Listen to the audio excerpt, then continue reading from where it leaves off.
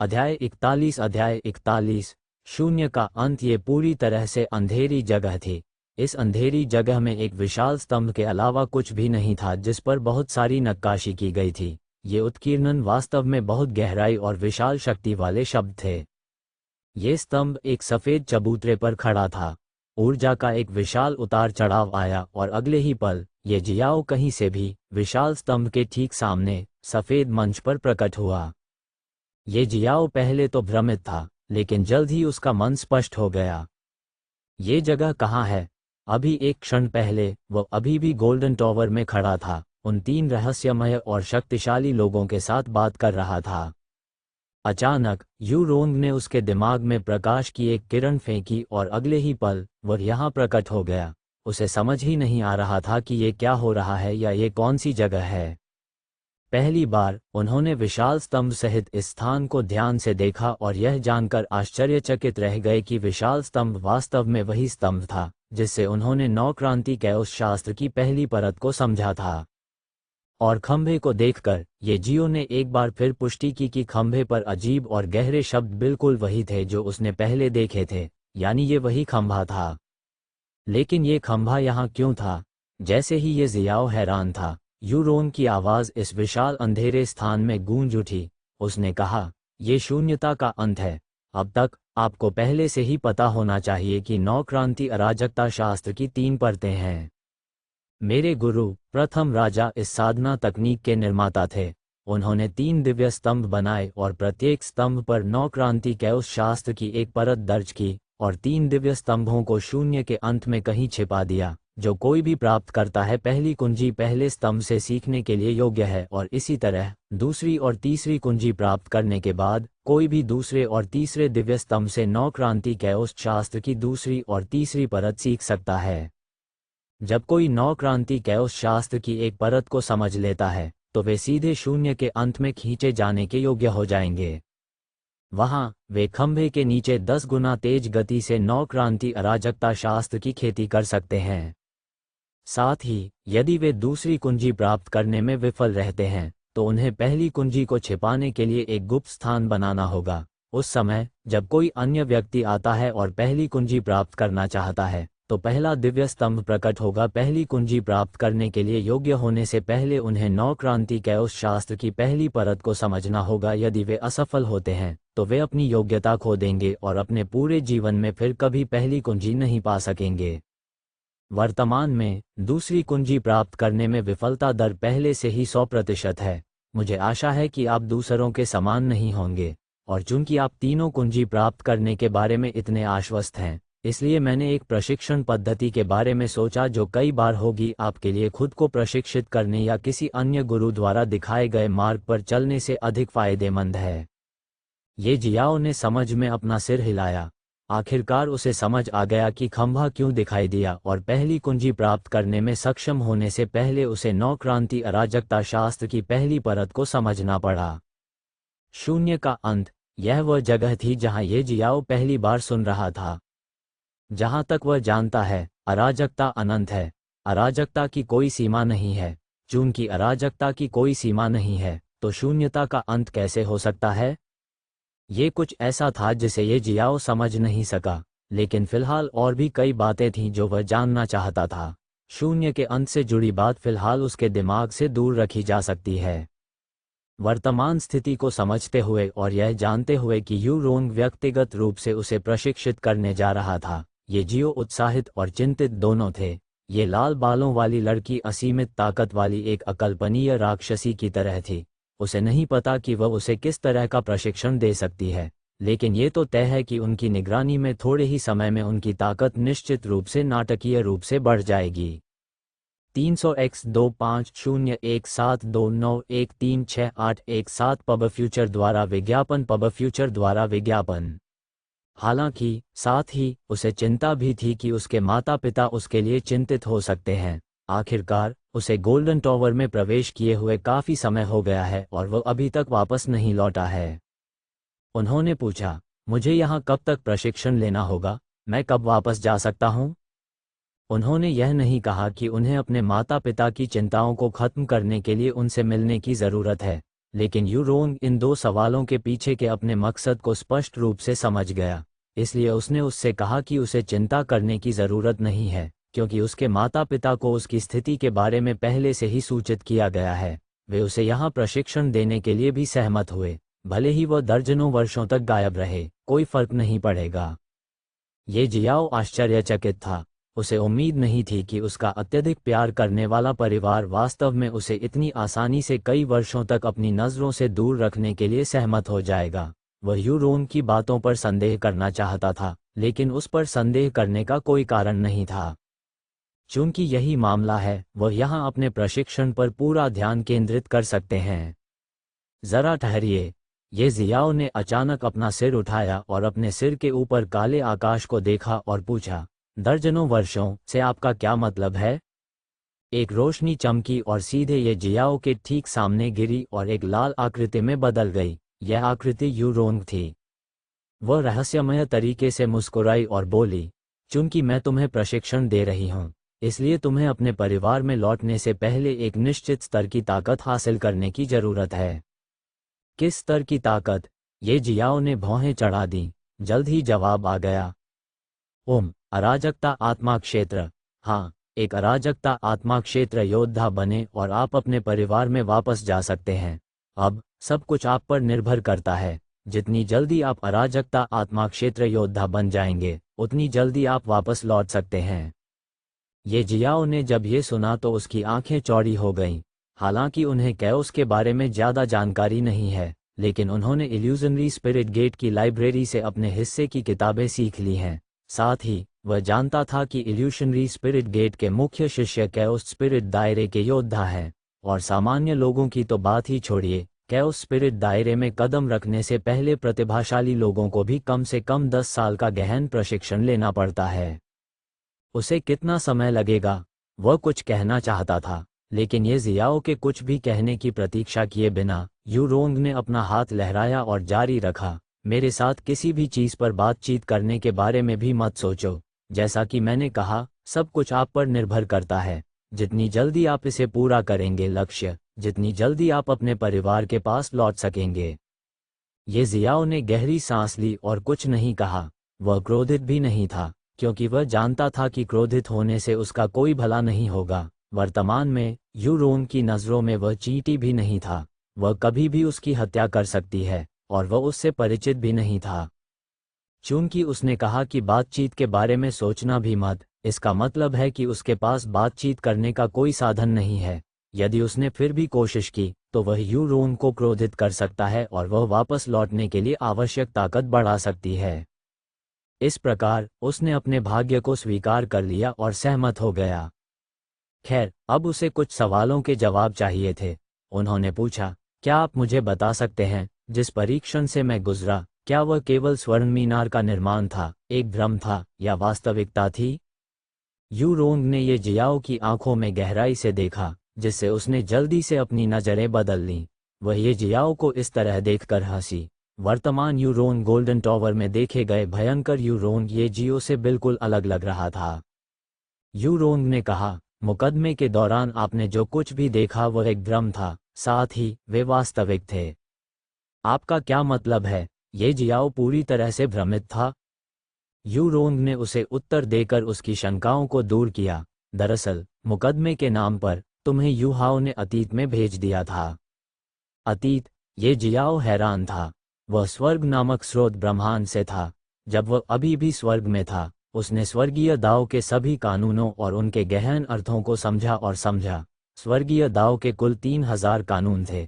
स्वर्गीय दाव के उन 3000 कानूनों में से 4 सर्वोच्च कानून थे। ये 4 सर्वोच्च कानून सृजन और विनाश के कानून और अंतरिक्ष और समय के कानून थे।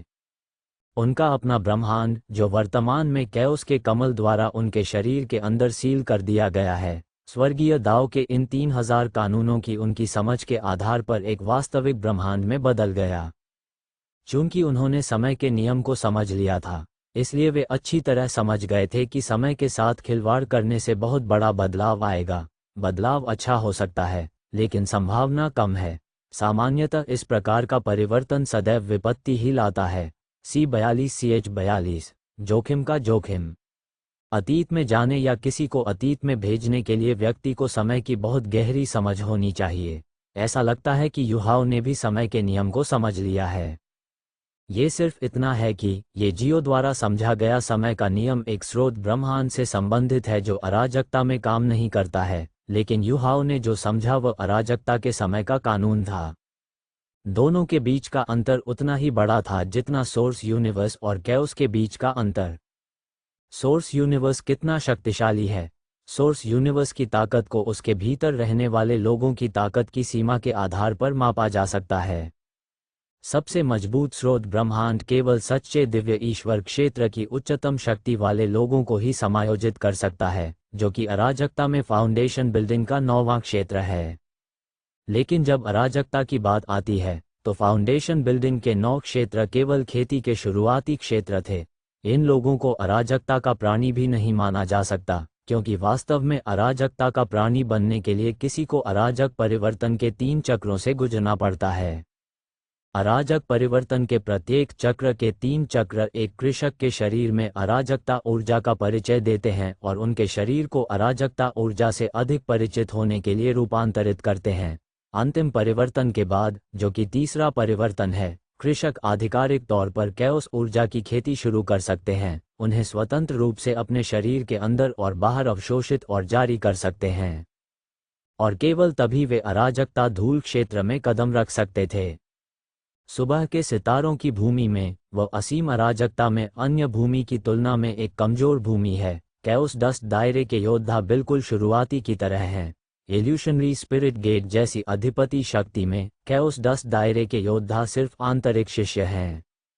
मॉर्निंग स्टॉर्स की भूमि में सबसे मजबूत लोगों ने कैओस स्पिरिट दायरे को पार कर लिया है, जो कैओस डस्ट दायरे के बाद आता है। वह क्षेत्र क्या है, ये जियो को फिलहाल कोई पता नहीं है।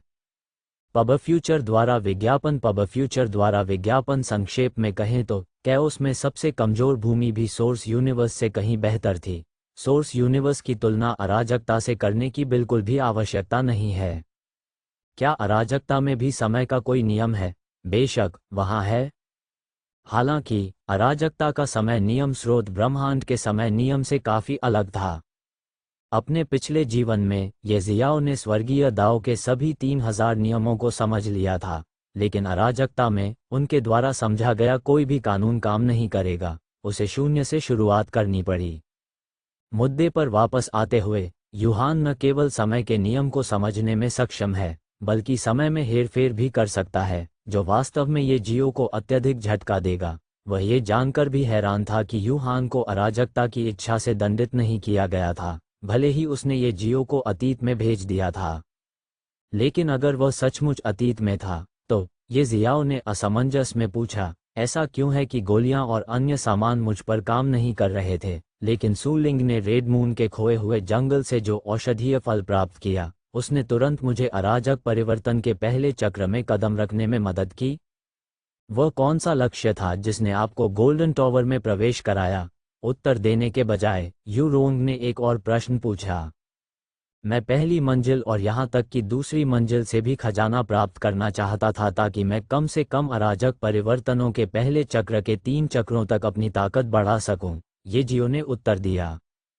यू रोंग ने सिर हिलाया और स्थिति स्पष्ट की। आपकी ताकत बहुत कम है, इसलिए यूहान जैसे शक्तिशाली योद्धा के लिए आपके विचार पढ़ना उंगलियां चटकाने जितना आसान है। उसने आपके विचार पढ़े होंगे और आपको केवल उस खजाने का उपयोग करने दिया होगा जो आपकी ताकत बढ़ा सकता है। आपके इच्छित चरण तक वे गोलियां और अन्य खजाने इतने शक्तिशाली नहीं रहे होंगे कि आपकी साधना अराजक परिवर्तन के पहले चक्र तक बढ़ सके, इसलिए भले ही आपने उन्हें निगल लिया हो, परीक्षण के अंदर उनका आप पर कोई प्रभाव नहीं पड़ा। और आप पर क्या प्रभाव पड़ सकता है, नॉट पूरी तरह से यूहान द्वारा नियंत्रित है, क्योंकि वह एकमात्र ऐसा व्यक्ति है जिसके पास कुछ हद तक समय में हेरफेर करने की क्षमता है। निश्चित सीमा। ये जियाओ ने इन 2 शब्दों पर ध्यान दिया। यू रोंग मुस्कुराया और उसके चेहरे पर एक अजीब सी मुस्कान दिखाई दी। हालांकि आप केवल 8 वर्ष के हैं, आप वास्तव में स्मार्ट हैं। आपने वास्तव में महत्वपूर्ण शब्दों को आसानी से पकड़ लिया है। वैसे भी आपको थोड़ा बताने से कोई फर्क नहीं पड़ता। आप नहीं जानते होंगे, लेकिन समय एक ऐसी चीज है जिसे कोई भी नियंत्रित नहीं कर सकता है। यहाँ तक कि जो लोग समय की शक्ति को समझ सकते हैं वे भी अपनी इच्छानुसार समय में हेरफेर नहीं कर सकते हैं। यूहान वह व्यक्ति है जिसने जन्म से ही समय का प्रबंधन किया है। अराजकता की उत्पत्ति, अराजकता को चुनौती देने और उसके शासन से भागने से पहले वह अराजकता से गहराई से जुड़ा हुआ था। यही कारण है कि वह अराजकता की उत्पत्ति के प्रति बहुत संवेदनशील है और आपके शरीर और आत्मा में अराजकता की उत्पत्ति के निशानों को आसानी से महसूस करता है। इसलिए उसने आपको एक परीक्षण पूरा करने के लिए भेजने का फैसला किया है ताकि आप पहली कुंजी प्राप्त कर सकें। जब वह अराजकता की उत्पत्ति से पैदा हुआ था तो वह एक भूमि थी, अपनी चेतना और इच्छा के साथ एक भूमि। अराजकता की उत्पत्ति से पैदा हुई भूमि के रूप में अराजकता की उत्पत्ति के साथ उसका संबंध बहुत करीब था, रक्त जितना करीब था और रक्तवाहिकाएं। अराजकता की उत्पत्ति, दूसरे शब्दों में अराजकता का सार या आप अराजकता का स्रोत कह सकते हैं, कुछ ऐसा है जो अराजकता के हर हिस्से की निगरानी करता है। कुछ भी इसके नियमों से बाहर नहीं है और इसमें नियम छिपे हुए हैं। अराजकता की उत्पत्ति से पैदा हुई भूमि के रूप में यूहान इन नियमों के बहुत करीब था और उसने समय के नियम को समझने, समय की शक्ति को समझने पर ध्यान केंद्रित किया और बाद में उसे आकस्मिकता का सामना करना पड़ा और अराजकता के शासन से बच निकला। एक भागने वाले के रूप में वह मर गया होता अगर मेरे गुरु ने हस्तक्षेप नहीं किया होता और उसे बचाया नहीं होता। फिर वह गुरु का शिष्य बन गया और समय बीतने के साथ समय बल के बारे में उसकी समझ गहरी होने लगी। अब तक वह एक निश्चित अवधि के लिए समय को रोक सकता था, किसी को भेजें या अतीत में जाएं, लेकिन अतीत को नहीं बदल सकते। समय को गति दे सकते हैं, समय को पकड़ सकते हैं और कुछ और चीजें कर सकते हैं। जहां तक भविष्य में जाने या भविष्य को प्रभावित करने की बात है, समय बल की उनकी समझ असंभव है, अभी भी पर्याप्त गहराई नहीं है। वैसे भी टाइम फोर्स की उनकी समझ के साथ आपको अतीत में भेजना कोई बड़ी बात नहीं है। वैसे भी आपकी उपस्थिति कभी भी किसी भी तरह से अतीत को प्रभावित नहीं कर सकती है। बेशक जिन लोगों से आप अतीत में मिले थे उन्होंने आपको याद किया होगा। यदि वे अभी भी जीवित हैं और आप उनसे किसी तरह मिले हैं तो वे आपको पहचान सकते हैं। ये जियाओ ने समझकर सिर हिलाया। वह स्वयं ऐसे व्यक्ति थे जिन्होंने एक बार समय के नियम और इसके गहन अर्थ को समझा था, हालांकि यह एक स्रोत ब्रह्मांड से संबंधित था। ये जियो ने यूरोंग से यूहान के बारे में कई बातें सीखीं।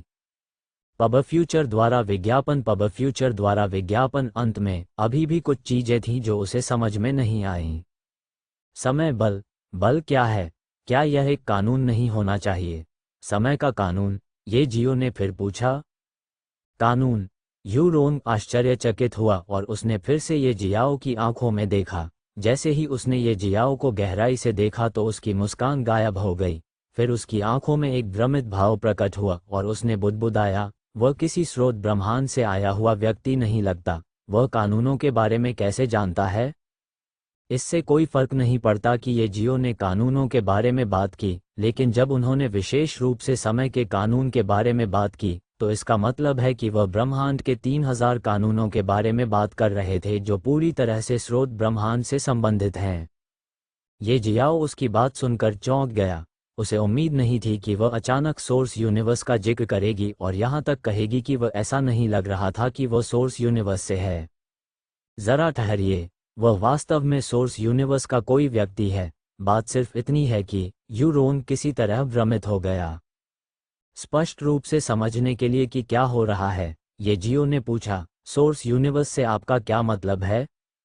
यूरोंग ने फिर से सीधे अपनी गहरी लाल आंखों से ये जियाओ की आंखों में देखा, जिससे ये जियो को अचानक अपनी रीढ़ की हड्डी में ठंडक महसूस हुई। उसका शरीर अपने आप ही डर से बुरी तरह कांपने लगा। लेकिन अगले ही पल यूरोंग की निगाहें फिर से कोमल हो गईं। फिर उसने पूछा, आपने कानून शब्द कहाँ सुना? मेरा मतलब है समय का कानून। ये जियाओ को पता था कि यह एक बहुत ही महत्वपूर्ण प्रश्न था। इस प्रश्न का उत्तर इस तथ्य को उजागर कर सकता है कि वह एक स्रोत ब्रह्मांड से है और अराजकता में पुनर्जन्म हुआ था। साथ ही यदि वह इस प्रश्न को अलग तरीके से देखता है तो यह उसके सबसे बड़े रहस्य की भी रक्षा कर सकता है। वह पूरी तरह से चुप हो गया क्योंकि वह नहीं जानता था कि कैसे उत्तर दे। क्या उसके लिए यूरोंग को सच बताना ठीक रहेगा? ये जियाओ ने ऐसा नहीं सोचा था। स्वर्ग में अपने हजारों वर्षों के जीवन का अनुभव करने के बाद ये जियाओ को अपने दिल की गहराई में एक रहस्य छिपाकर रखने के महत्व और दूसरों को कुछ रहस्य बताने के परिणामों के बारे में अच्छी तरह से पता था। वह यू रोंग को अपने पुनर्जन्म के बारे में बिल्कुल भी नहीं बता सका। कौन जानता है कि यह उसके शरीर के अंदर एक ब्रह्मांड या अराजकता के कमल के अस्तित्व को उजागर कर सकता है। अध्याय 43 अराजक परिवर्तन का तीसरा चक्र। यू रोंग ने भौहें चढ़ा लीं जब उसने देखा कि ये जियो कैसे चुप हो गई और उसने एक शब्द भी नहीं कहा। ये जियाओ की चुप्पी के कारण यू रोंग का दिमाग किसी और दिशा में चला गया और वह कई चीज़ों के बारे में सोचने लगी जिससे ये जियो को सोर्स यूनिवर्स के नियमों के बारे में पता चल सके। सौभाग्य से ये जियो का जवाब इसी समय आ गया। दरअसल मेरे दादाजी का कई साल पहले एक बार सोर्स यूनिवर्स से सामना हुआ था।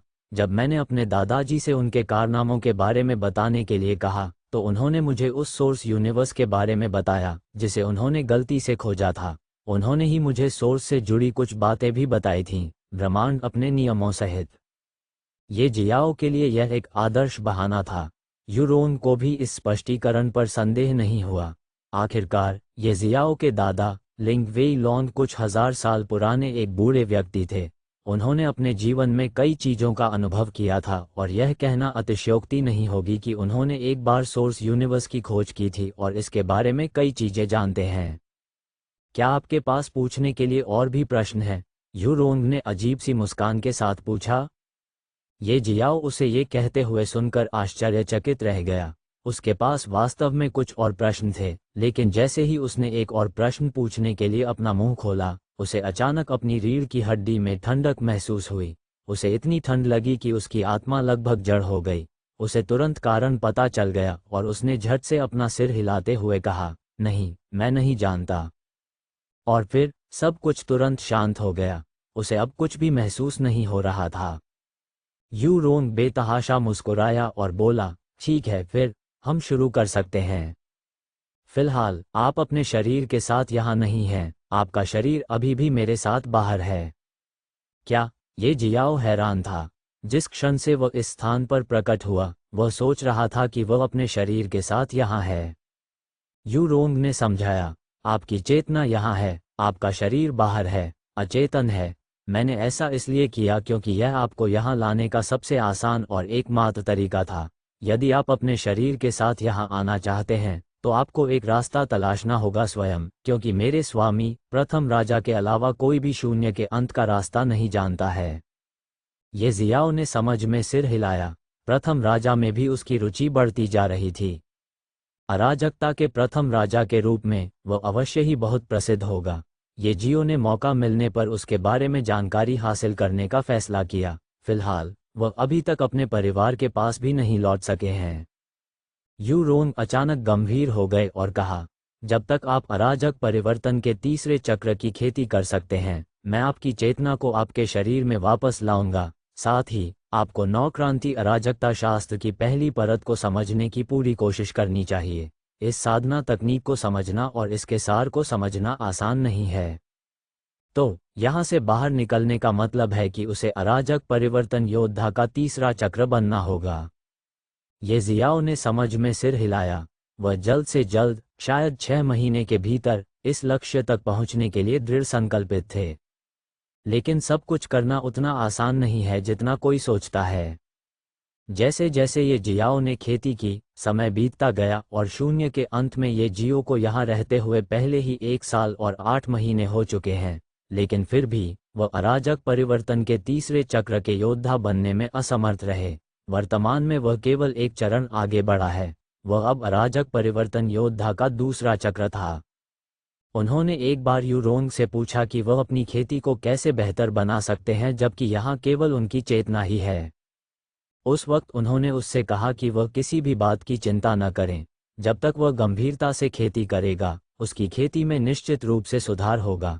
भले ही किसी कारण से उसकी आत्मा और शरीर को अलग कर दिया जाए और उसकी आत्मा को कैद कर लिया जाए, फिर भी वह नवक्रांति के उस शास्त्र की खेती कर सकता है और उसके शरीर की खेती अपने आप बढ़ जाएगी। जब उसका शरीर पर्याप्त शक्तिशाली हो जाएगा तो उसका शरीर स्वतः ही उसकी आत्मा में आ जाएगा। यह नवक्रांति के उस शास्त्र की खेती के रहस्यों में से एक है। जिस स्थान पर दिव्य स्तंभ खड़ा था, उसके अतिरिक्त सर्वत्र अंधेरा ही अंधेरा था। इस अंधेरे में अकेले समय बिताना बहुत कष्टदायक था। सौभाग्य से वह नौक्रांति के उस शास्त्र की पहली परत को विकसित करने और समझने में अधिक समय बिता रहे थे। खेती करना आसान नहीं था। ये जियाओ लगभग 2 वर्षों से खेती कर रहा है और अब उसे अराजक परिवर्तन के तीसरे चक्र को तोड़ने और इसमें कदम रखने का मन हो रहा है। 300x25017291368117 पब फ्यूचर द्वारा विज्ञापन। दूर कहीं शून्य में एक विशाल जहाज उड़ रहा था। यह जहाज बहुत विशाल था, इतना विशाल कि पूरा इल्यूशनरी स्पिरिट गेट उस पर स्थानांतरित किया जा सकता था, लेकिन फिर भी एक बड़ी जगह बची रहेगी। ये जहाज जितना विशाल था, उसमें एक भी जीवित आत्मा नजर नहीं आ रही थी। ऐसा लग रहा था मानो पूरा जहाज अपने आप उड़ रहा हो और उसकी दिशा भी तय लग रही हो। अचानक शून्य में चिंगारी दिखाई दी और शून्य की उन्मत्त अराजक ऊर्जा ने विशाल जहाज पर हमला करना शुरू कर दिया, जिससे वह जोर से हिल गया और एक तरफ इस हद तक झुक गया कि वह किसी भी समय पलट सकता था। लेकिन ऐसा कुछ नहीं हुआ। चिंगारियां प्रकट होते ही गायब हो गईं और उन्मत्त अराजकता की ऊर्जा भी शांत हो गई। अगले ही पल शून्य में एक बड़ी दरार दिखाई दी और सुनहरे कवच वाले कुछ लोग उसमें से निकल आए। वे जल्द ही जहाज के डेक पर उतरे और चारों ओर निरीक्षण किया। उनमें से एक ने एक छोटा सा क्रिस्टल निकाला और उसके सामने डेक पर फेंक दिया। क्रिस्टल से एक रोशनी चमकी और जल्द ही एक मध्यम आयु वर्ग की महिला की आभासी आकृति दिखाई दी। इस अधेड़ उम्र की महिला ने शानदार कपड़े पहने हुए थे, जिससे वह बेहद आकर्षक लग रही थी। हाँ, वह एक खूबसूरत महिला थी, लेकिन इस समय उसका चेहरा बेहद गंभीर था। जब स्वर्ण कवचधारी सभी लोगों की नज़र इस वृद्ध महिला पर पड़ी तो उन्होंने तुरंत झुककर सलाम किया। बुढ़िया ने नाव की ओर देखा और गहरी आवाज में पूछा, रिपोर्ट करें लेडी शियू, हमें रेड ड्रैगन जहाज मिल गया है, लेकिन यहाँ कोई नहीं है। ऐसा लगता है कि हमारे लोगों का बलिदान दिया गया है, लेकिन कम से कम वे जहाज को यहाँ भेजने में कामयाब रहे। इस जहाज पर उन चीज़ों के साथ हमारे पास कोई नहीं होगा युद्ध जीतने में समस्या। आपकी क्या आज्ञा है? अधेड़ उम्र की महिला ने सिर हिलाया और बोली, जहाज के साथ वापस आओ। उसके बाद तुम्हें राजकुमारी के साथ रेड मून महारानी से मिलने जाना होगा। मैं उसे वहां भेज रही हूं ताकि वह रेड मून महारानी से मदद ले सके। रेड मून महारानी? जो व्यक्ति रानी से बात कर रहा था वह हैरान लग रहा था। उसने जल्दी से कहा, मुझे माफ कर दो मेरी लेडी, लेकिन क्या तुम्हें यकीन है कि रेड मून महारानी हमारी मदद करेगी? तुम्हें पता होना चाहिए कि रेड मून महारानी ने कभी किसी सांसारिक मामले में भाग नहीं लिया। मुझे पता है। अधेड़ उम्र की महिला ने सिर हिलाया और जारी रखा, इसलिए मैं अपनी बेटी को वहां भेज रही हूं। उसने 20 साल पहले मेरी बेटी को मदद का वादा किया था और अब उस वादे को पूरा करने का समय आ गया है। जल्दी करो, उस जहाज को यहाँ लाओ। उस जहाज पर वे चीजें बहुत महत्वपूर्ण हैं, हम उन्हें खोना बर्दाश्त नहीं कर सकते। हाँ लेडी क्षियु। 3 महीने बाद ये जियाओ अंततः टूट गया और अराजक परिवर्तन के तीसरे चक्र का योद्धा बन गया।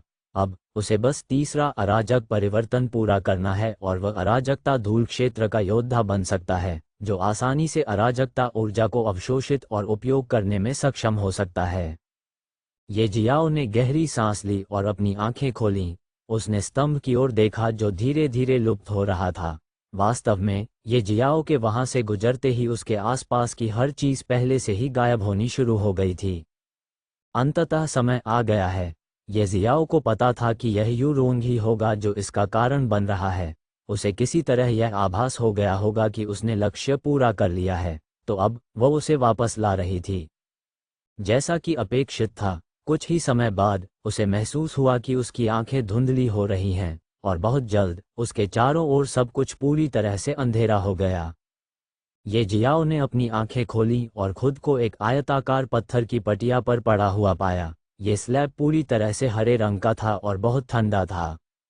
वह धीरे धीरे उठ बैठा और अपना शरीर फैलाया। हैरानी की बात यह है कि पूरे 2 साल तक उनके शरीर में कोई हलचल नहीं हुई। ये जियाओ ने चारों ओर देखा और खुद को एक बहुत छोटे कमरे के अंदर पाया। इस कमरे में 2 हरे पत्थर की पट्टियों के अलावा कुछ भी नहीं था। दूसरे हरे पत्थर के स्लैब पर यू रोंग बैठी थी और अपनी लाल आंखों में चमकती लाल रोशनी से उसे देख रही थी। ये देखकर कि ये जियाओ उसे देख रहा था, उसने सिर हिलाया और बोली, जितना मैंने सोचा था कि तुम्हें अराजक परिवर्तन के तीसरे चक्र का योद्धा बनने में आधा साल कम लगा। मुझे लगता है कि तुम्हारी प्रतिभा वास्तव में एक तरह की है। आप जैसी प्रतिभा के लिए सुबह के सितारों की भूमि जैसी छोटी भूमि में जन्म लेना आसान नहीं है। C44 अध्याय 44 जंजीरों में जकड़ा एक राक्षस। वर्तमान में ये जियो 10 वर्ष का था, लेकिन वह पहले से ही अराजक परिवर्तन के तीसरे चक्र का योद्धा था। यह उत्कृष्ट खेती की गति थी जिसे हर भूमि पर देखना लगभग असंभव है। हाँ, यद्यपि यह अत्यंत दुर्लभ है, साधना की ऐसी गति वाली प्रतिभाएं अलग अलग युगों और समयों में कई स्थानों पर देखी जा सकती हैं। प्रथम राजा बहुत प्रतिभाशाली था। जब वह सिर्फ 9 साल का था तो वह पहले ही ये जियाओ की खेती के स्तर तक पहुंच चुका था। उनका जन्म नो रिटर्न की भूमि में हुआ था, यही वर्तमान नाम है। जब प्रथम राजा का जन्म हुआ था तब उस भूमि का क्या नाम था, केवल उनके शिष्य ही इस सच्चाई से अवगत हो सकते हैं। यह कोई रहस्य नहीं है कि अराजकता की शीर्ष 6 ताकतें शीर्ष 6 निषिद्ध भूमि पर नियंत्रण रखती हैं। आपदा परिवार उन 6 सेनाओं में से एक थी। शीर्ष 6 परिवारों के अलावा स्पिरिटस रेस अराजकता की एकमात्र पवित्र निषिद्ध भूमि के नियंत्रण में थी। स्पिरिटस रेस एक ऐसी दौड़ थी जो कैओस एनर्जी के बजाय अपनी आत्मा को विकसित करती है। स्पिरिटस रेस का हर एक व्यक्ति अविश्वसनीय रूप से सुंदर अस्तित्व है, लेकिन साथ ही वे भयावह भी हैं। जब वे क्रोधित होते हैं तो वे कुछ ही सेकंड में किसी भी भूमि पर हर एक की जान ले सकते हैं, और वह भी बिना किसी शारीरिक चोट या विनाश के। स्पिरिटास रेस के बारे में सब कुछ आत्माओं से संबंधित है, और उनकी निगरानी और नियंत्रण में एकमात्र पवित्र निषिद्ध भूमि भी आत्माओं से संबंधित है। अंत में 2 अद्वितीय निषिद्ध भूमियां हैं। एक 9 हिल की निषिद्ध भूमि है जहां एबिसल्स रहते हैं। अराजकता में कोई भी अस्तित्व इस भूमि में कदम रखने की हिम्मत नहीं करता है, क्योंकि एबिस एनर्जी का एक छोटा सा अंश भी एक बहुत मजबूत कृषक की मृत्यु का कारण बन सकता है। और दूसरी अनोखी निषिद्ध भूमि नो रिटर्न्स की भूमि है जहां पहले राजा का जन्म हुआ था। जहां तक ये बात है कि वह भूमि कैसे निषिद्ध भूमि बन गई, जिसे बिना वापसी की भूमि कहा गया, ये भी कुछ ऐसा था जिसे केवल प्रथम राजा के शिष्यों को ही जानना चाहिए। निस्संदेह सत्य को जानने वाले अन्य अस्तित्व भी हो सकते हैं। पब फ्यूचर द्वारा विज्ञापन बिना वापसी की निषिद्ध भूमि। लैंड ऑफ नो रिटर्न में एक बहुत ही खास जगह थी। ये रेगिस्तान था, एक विशाल और अंतहीन रेगिस्तान जिसमें जीवन शक्ति का एक भी चिन्ह नहीं था। आश्चर्य की बात यह है कि रेगिस्तान किसी भी रेगिस्तान की तरह ही था। हालांकि रेगिस्तान के ऊपर का आकाश एक जैसा नहीं था। आकाश बिल्कुल अंधकार में था, प्रकाश का कोई संकेत नहीं था। आश्चर्य की बात है, हालांकि आकाश में कोई रोशनी नहीं थी। रेगिस्तान मैग्मा की नदी जितना गर्म था। ये बहुत गर्म था, मानो यह आसानी से लोगों को जला सकता हो।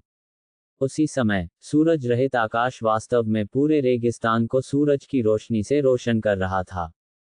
और इसी रेगिस्तान में एक जगह पर 6 रेत के खंभे खड़े थे जो एक घेरा बना रहे थे, और इन 6 स्तंभों के बीच की खाली जगह पर अज्ञात पात्रों और अजीब रेखाओं की नक्काशी वाला एक पत्थर का मंच था जो नीली रोशनी से चमक रहा था। और इस चबूतरे के ठीक नीचे एक लंबी अंधेरी सुरंग थी। सुरंग के अंत में एक विशाल भूमिगत गुफा खुली हुई थी। ये भूमिगत गुफा जितनी बड़ी थी, 1 महीने में भी इसकी खोज करना असंभव है। चौंकाने वाली बात यह है कि पूरी गुफा भी उन्हीं पात्रों और रेखाओं से ढकी हुई थी जो मंच की सतह पर खुदी हुई थीं। गुफा में कई कांटे जैसे मार्ग अनगिनत उपस्थानों की ओर ले जाते हैं। इस विशाल गुफा के अंदर एक कमरे में एक अधेड़ उम्र के व्यक्ति की आत्मा जंजीरों से बंधी हुई थी। इन जंजीरों पर रंग भी चमक रहे थे। अधेड़ उम्र के आदमी की आंखें बंद थीं, लेकिन अचानक उसने अपनी आंखें खोलीं और पूरी गुफा कांप उठी। मध्यम आयु वर्ग के व्यक्ति के चेहरे पर एक पागलपन की अभिव्यक्ति दिखाई दी जब उसने जोर से दहाड़ते हुए जंजीरों को तोड़ने की कोशिश की, जिससे पृथ्वी कांपने लगी और अंधेरे आकाश में काली बिजली चमकने लगी जिसे देखना असंभव था। लेकिन इसकी गड़गड़ाहट गूंज उठी जिससे लोग डर गए, जान लो कि आकाश गरज रहा था। अपने पागलपन का कोई नतीजा न मिलने पर अधेड़ उम्र के व्यक्ति की आत्मा शांत हो गई, लेकिन उसके पागलपन की जगह एक खौफनाक मुस्कान ने ले ली। उन्होंने कहा, ये शुरू हो गया है, मैं इसे महसूस कर सकता हूँ। उस नियति की उपस्थिति जो आपका उत्तराधिकारी बनेगा, गुरु। हा हा हा हा, लेकिन गुरु, कब तक? अगर वह वास्तव में आपका उत्तराधिकारी बनेगा तो उसका अंतिम परीक्षण के लिए यहाँ आना निश्चित है, और जब वह समय आएगा, हा हा हा, आप मुझे उससे मिलने से कब तक रोक सकते हैं? आपको क्या लगता है कि आप मुझे कब तक यहाँ जंजीरों से बांध कर रख सकते हैं? मैं वादा करता हूँ गुरु, जिस दिन वह यहाँ आएगा वह दिन होगा जब मैं आपके प्रतिबंध से मुक्त हो जाऊंगा। हे। जैसे ही वह बोला, पूरी गुफा की दीवारों पर रून चमक उठे। बिजली की चमक दीवारों के माध्यम से दौड़ गई और रूनिक जंजीरों पर इकट्ठा हो गई, क्योंकि उन्होंने मध्यम आयु वर्ग के व्यक्ति की आत्मा को एक भयानक झटका दिया, जिससे उसने एक राक्षसी चीख निकाली, जिससे पता चला कि वह कितना बड़ा दर्द सह रहा था। हालांकि दर्दनाक चीख के बाद वह एक बार फिर पागलों की तरह हंसने लगा। हालांकि उनकी आत्मा पर भयानक हमला हुआ, लेकिन उनकी आत्मा को कोई क्षति नहीं पहुंची। उसे तो दर्द ही सहना पड़ा। दर्द कैसा था और दर्द कितना असहनीय था, यह कोई ऐसी बात नहीं है जिसे शब्दों में बयां किया जा सके। दूर एक जगह पर एक जमीन पूरी तरह से बर्फ से ढकी हुई थी। छोटे और बड़े पेड़, छोटी घास, पत्थर और कंकड़, पहाड़ और नदियां, इस जगह की हर चीज पूरी तरह से बर्फ की मोटी परत के नीचे दबी हुई थी। लेकिन फिर भी ये बर्फीला मैदान अनगिनत लोगों से गुलजार था। इस बर्फीले मैदान पर कहीं एक विशाल नगर था, और इस शहर के केंद्र में एक विशाल सुनहरा शिवालय खड़ा था। ये गोल्डन पैगोडा बिल्कुल वैसा ही दिखता था जैसा ये जियो ने प्रवेश किया था।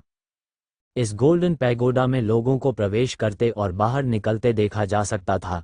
कुछ के चेहरे पर खुशी के भाव थे तो कुछ के चेहरे पर बेहद उदासी और कड़वी मुस्कान थी।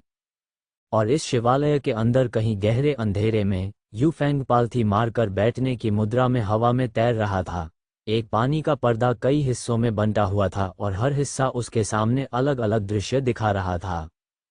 यू फैंग की आंखें बंद थीं, लेकिन जैसे ही उसने आंखें खोली तो उसे कुछ महसूस हुआ। वह बुदबुदाया, वह राक्षस फिर से परेशानी पैदा कर रहा है। मुझे नहीं पता कि मास्टर ने उसे सील करने के बजाय उसे मार क्यों नहीं दिया। ऐसा इसलिए है क्योंकि हमारा स्वामी भी उस राक्षस को मारने में असमर्थ था। उसने उसके शरीर को सफलतापूर्वक नष्ट कर दिया, लेकिन उसकी आत्मा को नष्ट करना असंभव था। अंत में ये राक्षस स्पिट्ज जाति का है। आत्मा के मामले में किसी की तुलना नहीं की जा सकती उन्हें। पब फ्यूचर द्वारा विज्ञापन ये पता चला कि इस अंधेरी जगह में यू फैंग अकेला मौजूद नहीं था। यहाँ तक कि यू हान भी उससे कुछ ही दूरी पर एक चटाई पर लेटा हुआ था। यू हान आलस्य से खड़ा हुआ और कहता रहा, वैसे भी मास्टर इस राक्षस की देखभाल कर सकता है। हमें बस ये जियो का मार्गदर्शन करना है और देखना है कि क्या वह तीनों चाबियां प्राप्त कर सकता है या नहीं। यदि वह कर सकता है तो इसका मतलब है कि वह किस्मत में है एक, और फिर वह वास्तव में उस रास्ते पर चल सकता है जिस पर पहले राजा चला था, और हमारा मिशन वहीं समाप्त हो जाएगा। यू फैंग ने सहमति में सिर हिलाया। फिर उन्होंने संदेहपूर्ण भाव दिखाया और कहा, यह सिर्फ इतना है कि मैं यह नहीं समझ पा रहा हूं कि स्वामी को अपने रास्ते पर चलने के लिए उत्तराधिकारी की आवश्यकता क्यों है। यदि वह पूरा करना चाहता है जो वह अतीत में करने में असमर्थ था, तो वह बस इसे जारी रख सकता है। खेती करो। एक दिन ऐसा अवश्य आएगा जब वह सीमा पार कर जाएगा, और उसे उत्तराधिकारी की आवश्यकता क्यों है? चलो मालिक के मामले में मत पड़ो, हम वही करेंगे जो हमें बताया जाएगा, यू हाओ ने कहा, और यू फेंग ने सिर हिलाया। यू रोंग को भी कुछ महसूस हुआ, लेकिन उसने ज्यादा प्रतिक्रिया नहीं दी। फिलहाल वह ये जियाओ के सामने बैठी थी और उससे बात कर रही थी। क्या मैं अब अपने परिवार के पास लौट सकता हूँ? ये जियो ने पूछा। नहीं। यू रोंग ने अपना सिर हिलाया और बुरी तरह मुस्कुराया। आपका प्रशिक्षण अभी शुरू भी नहीं हुआ है, आप इतनी जल्दी कैसे लौट आए? लेकिन आपने मुझे उससे पहले ही साफ साफ बता दिया था। इससे पहले कि ये जियाओ अपना वाक्य पूरा कर पाता, उसे रोक दिया गया। यू रोंग ने ठंडे स्वर में कहा, मुझे पता है कि मैंने तुमसे क्या कहा था। मैंने तुमसे स्पष्ट रूप से कहा था कि तुम केवल तभी तक अपने परिवार में लौट सकते हो जब तक तुम एक निश्चित स्तर की ताकत हासिल कर सकते हो। वर्तमान में हालांकि तुम में 2 सुधार हुए हैं, अराजक परिवर्तन के चक्र, आप अभी भी वांछित लक्ष्य से बहुत दूर हैं। वास्तव में मैंने आपको अराजकता आत्मा क्षेत्र को अपना लक्ष्य बनाने के लिए भी कहा था, और आप अपने परिवार में वापस जा सकते हैं। तो ये प्रश्न दोबारा कभी न पूछें। ये जियाओ ने गहरी सांस ली और सिर हिलाते हुए पूछा, क्या अब आप मुझे टाइम फोर्स के बारे में बता सकते हैं? आप अभी तक जानने के लिए वहां नहीं पहुंचे हैं। कैओस स्पिरिट दायरे के योद्धा बने और मैं आपको बताऊंगा। यूरोन का उत्तर अभी भी वही था। ये जियाओ ने बड़ी मुश्किल से अपनी चिंता को दबाया और अंत में पूछा, फिर आगे क्या है? अध्याय 45 मिशन जीवित रहना, आगे क्या है? ये जियो ने पूछा। यूरोन के चेहरे पर एक अजीब सी मुस्कान आ गई। उसने ये जियाओ को गहराई से देखा और केवल एक शब्द बोला, जीवित रहो। जैसे ही वो बोल रही थी, उसने अपना हाथ लहराया और ये जियाओ को ऐसा महसूस हुआ जैसे वह किसी ऊंचे स्थान से नरक की गहराई में गिर रही हो। उसके चारों ओर सब कुछ अचानक पूरी तरह से अंधकार में हो गया और मृत्यु की आभा ने उसे हर दिशा से घेर लिया। साथ ही उसे ऐसा महसूस हुआ मानो वह परत दर परत पार करके किसी निश्चित स्थान पर जा रहा हो। हालांकि हर परत में बदलाव के साथ अंधेरा वही रहा, लेकिन उसके चारों ओर की आभा बदलती रही। मृत्यु की आभा से ये जीवन की आभा बन गई। फिर अत्यधिक ठंड की ऊर्जा अचानक झुलसाने वाली गर्म लावा जैसी हवा में बदल गई जिसने उसकी त्वचा पर हमला किया और उसे लगभग जला दिया। कई बदलाव हुए और जब बदलाव बंद हो गए तो ये जियाओ ने खुद को एक जंगल में खड़ा पाया।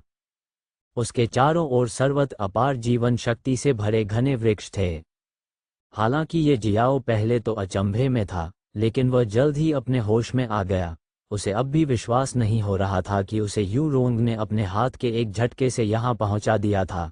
सबसे महत्वपूर्ण बात यह है कि वह वास्तव में एक अलग आभा से भरी कई परतों से गुजरा जिसने उसे ये सोचने पर मजबूर कर दिया कि उसने जो कुछ भी अनुभव किया वह एक सपने के अलावा कुछ नहीं था। हालांकि जीवित रहो शब्द अभी भी उसके कानों में गूंज रहा था। एक पुनर्जन्मित व्यक्ति के रूप में वह अच्छी तरह से जानता था कि खतरे निश्चित रूप से उसके आसपास हैं। वह फोकस खोने का जोखिम नहीं उठा सकता, उसे हर समय सतर्क रहना होगा। जैसा कि अपेक्षित था, 1 मिनट भी नहीं हुआ और कदमों की आवाज उसके कानों में पड़ी। स्वर्गीय दानव विद्यार्थियों। ये जियाओ ने तुरंत स्वर्गीय दानव पुतली को सक्रिय कर दिया और अगले ही पल उसकी पुतलियां खून से लाल हो गईं। उसी समय पेड़ और अन्य चीजें जो उसकी दृष्टि को अवरुद्ध कर रही थीं, अचानक पारदर्शी हो गईं, और अगली चीज जो उसकी आंखों में घुसी वो बड़ी संख्या में कठपुतलियों की सेना थी। हाँ, वे कठपुतलियां थीं। ये जियाओ को उनके शरीर में थोड़ी सी भी जीवन शक्ति महसूस नहीं हो सकी। हालांकि वे कठपुतलियां थीं, फिर भी वे बिल्कुल इंसानों की तरह दिखती थीं। वे स्थिति के अनुसार बात कर सकते थे, सोच सकते थे और कार्रवाई कर सकते थे। इनमें से प्रत्येक कठपुतली के हाथ में एक हथियार था।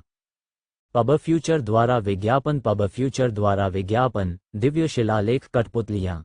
ये जियाओ को रेड मून के खोए हुए जंगल में एक लकड़ी की कठपुतली का सामना करना पड़ा था। दैवीय शिलालेखों के कारण लकड़ी की कठपुतली स्थिति के अनुसार सोचने और कार्य करने में सक्षम थी। ये मानव कठपुतलियां भी वैसी ही थीं, तो ये जियाओ तुरंत अनुमान लगाने में सक्षम था कि ये दैवीय शिलालेखों का काम था। सबसे महत्वपूर्ण बात यह है कि ये सभी कठपुतलियां वास्तव में कैओस डस्ट दायरे की कठपुतलियां थीं, और उनका नेता कैओस डस्ट दायरे के अंतिम चरण की कठपुतली भी था। ये जियाओ अभी भी स्वर्गीय दानव पुतली के साथ देख रहा था जब प्रकाश की एक किरण अचानक late stage chaos dust realm कठपुतली की आंखों में चमकी और प्रकाश की 2 किरणें ये जियो पर चली गईं। ये हमला बेहद तेज था, इतना तेज कि ये जियाओ चकमा देने में असमर्थ था। सौभाग्य से कम अपने शरीर को थोड़ा झुकाने में कामयाब रहा, जिससे प्रकाश की एक किरण उसके दाहिने कंधे में घुस गई जबकि दूसरी छूट गई। ये जियाओ के कंधे से तुरंत खून बहने लगा। ये जियाओ को तुरंत समझ आ गया कि वह कठपुतलियों के इस समूह के लिए उपयुक्त नहीं है। यदि 1 या 2 ही होते तो वह उनसे निपट सकता था, हालांकि वे सैकड़ों थे। ये जियाओ बिल्कुल भी उनका मैच नहीं था। वो मुझे यहाँ क्यों भेजती है? ये जियाओ मदद नहीं कर सका लेकिन अपने दिल में शाप दिया। उसे पता नहीं है कि यूरोन का उसे इस स्थान पर भेजने और उसे जीवित रहने के लिए कहने का क्या मकसद है। लानत है, अगर वह जीना चाहता है तो उसे वास्तव में जीवित रहना होगा चाहे कुछ भी हो। यूरोन की विचार प्रक्रिया का अनुमान लगाने में सक्षम नहीं होने के कारण ये जियो ने इस मामले पर ध्यान नहीं दिया। वैसे भी उनके पास समय ही नहीं है। वह तुरंत घूमा, उसकी आंखें सामान्य हो गईं और दौड़ना शुरू कर दिया। वह जीवित रहने के लिए भाग रहा था। 10 मीटर से कम दौड़ने के बाद ये जियो को अचानक अपने दिल में धड़कन महसूस हुई। उसके हृदय की गहराइयों से खतरे की तीव्र अनुभूति उठी। बिना किसी हिचकिचाहट के ये जियाओ एक पेड़ के पीछे लुढ़क गया। एक तेज सीटी की आवाज आई। पेड़ का तना जहां ये जियाओ ने अस्थायी रूप से खुद को छुपाया था, फट गया। पेड़ से एक तीर निकला और ये जियाओ की ओर चला गया। पफ! ये जियाओ को उम्मीद नहीं थी कि तीर इतना शक्तिशाली होगा। उसने फिर से बचने की कोशिश की, हालांकि तीर फिर भी उसके बाएं पेट में जा लगा। इससे पहले कि ये जियाओ दर्द से कराह सके, सीटी की एक और लहर आए। ये जियाओ की पुतलियां अचानक सिकुड़ गईं। उसने तुरंत इन्फिनिटी एज ब्लेड निकाला और पेड़ के तने से उड़ते हुए आने वाले तीरों को रोक दिया। क्या भयानक तीरंदाजी कौशल है! इसने वास्तव में मेरे भागने के मार्ग की गणना की। ये जियाओ ने छलांग लगाई और दौड़ना बंद नहीं किया। ये जियाओ को उम्मीद नहीं थी कि कठपुतली की तीरंदाजी इतनी शक्तिशाली होगी। यदि यह जंगल न होकर समतल भूमि होती तो दूसरा तीर पहले ही उसकी जान ले चुका होता। भले ही वह दूसरे तीर को रोकने में कामयाब रहा, लेकिन ये जियाओ की स्थिति अभी भी बेहद खतरनाक थी। वह महसूस कर सकता था कि उसके खून की अत्यधिक हानि हो रही है और उसके शरीर में घुसे हुए तेज तीर से बची हुई ऊर्जा उसके अंदर उग्र हो रही है।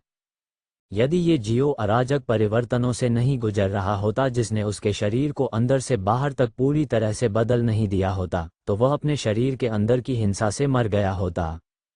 जैसे ही ये जियाओ दौड़ता रहा, उसने अपने सामने एक टीला देखा जो झाड़ियों और पौधों से ढका हुआ था। वह तुरंत बाहर निकला, टीले पर कूद गया और टीले के पीछे लुढ़क गया। जैसे ही ये जियाओ उतरा, हवा में एक और तीर के सीटी बजाने की आवाज आई। प्रकाश की एक सफेद किरण की तरह एक तीर पेड़ों के बीच से उड़ गया और एक झाड़ी को कुचलते हुए टीले के पार चला गया। अपने शरीर को छुपाने के बाद ये जियाओ ने तुरंत अपने घावों को ठीक करने के लिए लाइफ रिकवरी का इस्तेमाल किया। उसके कंधे पर एक भयानक घाव था और उसके बाएं पेट में एक हड्डी जितना गहरा छेद था। अपने जीवन पुनर्प्राप्ति कौशल के साथ, हालांकि ये जियाओ अपने घाव को जल्दी ठीक करने में सक्षम था, लेकिन उसके शरीर के अंदर व्याप्त हिंसक ऊर्जा गायब नहीं हुई। यह अभी भी ये जियो को परेशान कर रहा था।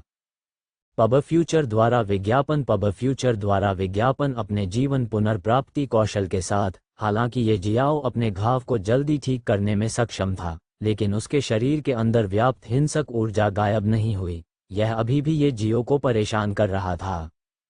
ये बची हुई ऊर्जा जहरीली नहीं है, अन्यथा मेरी जहर प्रतिरोधक क्षमता के साथ मुझे इतना दर्द कैसे हो सकता है? फिर यह क्या हो सकता है? जैसे ही उसने कुछ सोचा, ये जियाओ की आंखें अचानक चमक उठीं। अराजकता ऊर्जा, हाँ, यह अराजकता ऊर्जा होनी चाहिए। ये जियाओ अब आश्वस्त था। वर्तमान ये जियाओ अराजक परिवर्तन के तीसरे चक्र का योद्धा था। उसे अभी भी कैओस डस्ट दायरे में कदम रखना है, इसलिए वो अभी भी अराजकता ऊर्जा का उपयोग और परिष्कृत करने में असमर्थ था। अब चूंकि उसके शरीर के अंदर विदेशी अराजक ऊर्जा थी, ये जियाओ के पास इसे नियंत्रित करने का कोई तरीका नहीं है। इस प्रकार वर्तमान स्थिति उत्पन्न हुई। ये जियो तुरंत इस अतिरिक्त अराजकता ऊर्जा से छुटकारा पाना चाहता था, लेकिन उसके पास समय नहीं था। कदम पहले ही ये जियाओ के बहुत करीब आ गए। हवा में कपड़ों के फटने की आवाज उसके कानों में घुसी। यह वे कठपुतलियां थीं जो तेजी से आ रही थीं। ये जियाओ को कोई परवाह नहीं थी। उसने गहरी सांस ली और तुरंत कुछ सोचा। उसने अपने कपड़े उतारकर बाहर फेंक दिए। अचानक तीर की तेज सीटी की आवाज के साथ फेंके गए कपड़ों में तीर लग गया। कैओस एनर्जी द्वारा तीर को उड़ते हुए टुकड़ों में फाड़ दिया गया था। सफेद बहती रोशनी वाला तीर कपड़ों को छेदता हुआ जमीन में गायब हो गया। जैसे ही ये जियाओ के कपड़ों पर प्रकाश की किरण पड़ी, वह आगे की ओर झपटा। तीव्र दर्द के कारण पहले ही उसे ठंडे पसीने आ गए थे, लेकिन उसने बिल्कुल भी संकोच नहीं किया। यदि उसे धनुष बाण धारण करने वाली कठपुतलियों से छुटकारा नहीं मिला, तो वह यहीं मर सकता है। यदि वह जीवित रहना चाहता है, तो उसे या तो सफलतापूर्वक भागना होगा, या कम से कम धनुष और तीर रखने वाली कठपुतलियों से छुटकारा पाना होगा। 7 या 8 मीटर दूर एक कठपुतली ने अभी अभी उसके हाथ से धनुष की प्रत्यंचा छुड़ाई थी। जैसे ही उसने ये जियाओ को अपनी ओर झपटते देखा, उसकी अभिव्यक्ति बदल गई और उसने तुरंत अपनी पीठ के पीछे से एक तीर निकाला। हालांकि ये जियो उसे शांति से अगला तीर चलाने की अनुमति कैसे दे सकता था। उसकी आकृति चमक उठी और अगले ही पल वह पहले से ही कठपुतली के सामने था। जैसे ही तीर को कठपुतली की पीठ से निकाला गया और धनुष पर ठोका गया, कठपुतली ने देखा कि एक ब्लेड की रोशनी झरने की तरह नीचे गिर रही थी और वह बेहद तेज थी। कठपुतली ने वास्तव में अपने पत्थर के चेहरे पर एक बदसूरत अभिव्यक्ति दिखाई जब उसके हाथ में धनुष झुक गया और क्षैतिज रूप से अवरुद्ध हो गया। बजना, इन्फिनिटी एज ब्लेड धनुष से टकरा गया। धनुष एक तेज दरार के साथ दूर जा गिरा।